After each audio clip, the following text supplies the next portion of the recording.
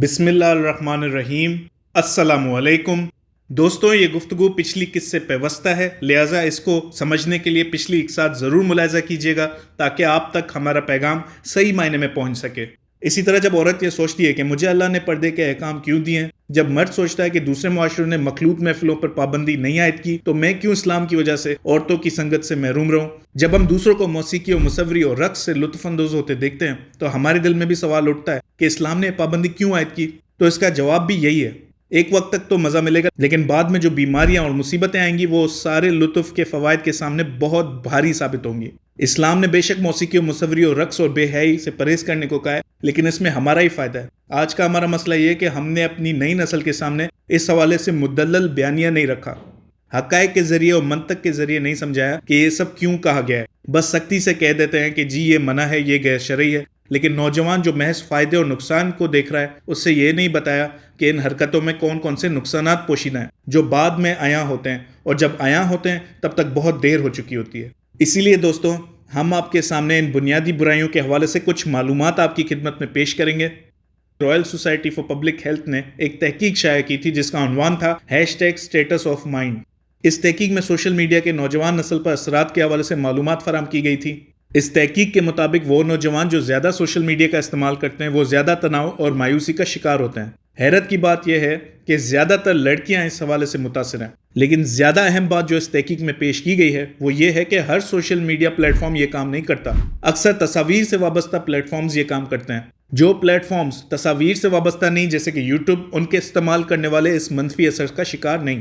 اب سوال یہ پیدا ہوتا ہے کہ تصاویر کا استعمال انسان میں بھلا کیسے مایوسی اور تناؤ کو جنم دیتا ہے؟ ہمیں اچھی طرح معلوم ہے کہ تصاویر دیکھنے میں حقیقی لگتی ہیں، لیکن ایسا ہے نہیں۔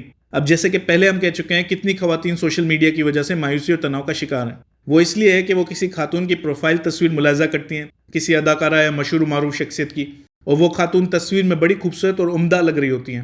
اب کئی خواتین یہ دیکھتی ہیں اور پھر اپنے آپ کو ملاحظہ کرتی ہیں، جس کا لامحالہ نتیجہ یہ نکلتا ہے کہ وہ تناؤ کا شکار ہو جاتی ہیں۔ وہ کہتی ہیں کہ دیکھو دوسری کتنی پتلی ہیں، کتنی گوری ہیں، وغیرہ وغیرہ۔ انہیں یہ نہیں معلوم کہ اس تصویر کے پیچھے کتنی محنت کی گئی ہوتی ہے، مخصوص زاویے سے تصویر کھینچی گئی ہوتی ہے، پھر کتنا میک اپ اور سامان کا استعمال ہوتا ہے۔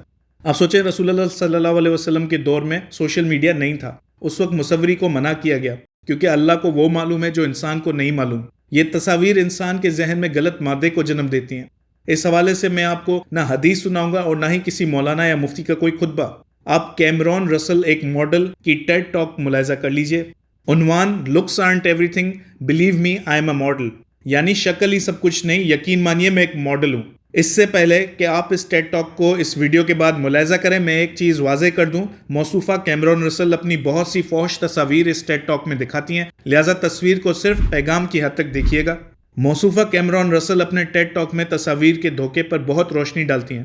وہ اصل تصاویر کا موازنہ اپنی ماڈلنگ والی تصاویر سے کراتی ہیں۔ وہ بتاتی ہیں کہ کیسے تصویر در حقیقت ایک دھوکہ ہے، اور محض ایڈیٹنگ ہی نہیں تصویر کو متاثر کرتی، makeup, hair designers, background artist اور بھی بے شمار لاتعداد لوگ اور چیزیں تصویر کو جنم دیتی ہیں۔ اب یہ بات مفتی یا مولانا نہیں بلکہ ایک معروف ماڈل کہہ رہی ہے، ذرا سوچیں۔ دوستوں، وقت کی قلت کے باعث ہم اس گفتگو کو فی الحال یہی مؤخر کرتے ہیں۔ انشاءاللہ اگلی قسط میں اس گفتگو کو مزید آگے بڑھائیں گے۔ فی الحال ہمیں اجازت دیجیے اور اپنی دعاؤں میں یاد رکھیے گا، اور ہمارے اس پیغام کو اپنے دوستوں اور عزیزوں میں ضرور تقسیم کیجیے گا۔ اللہ حافظ۔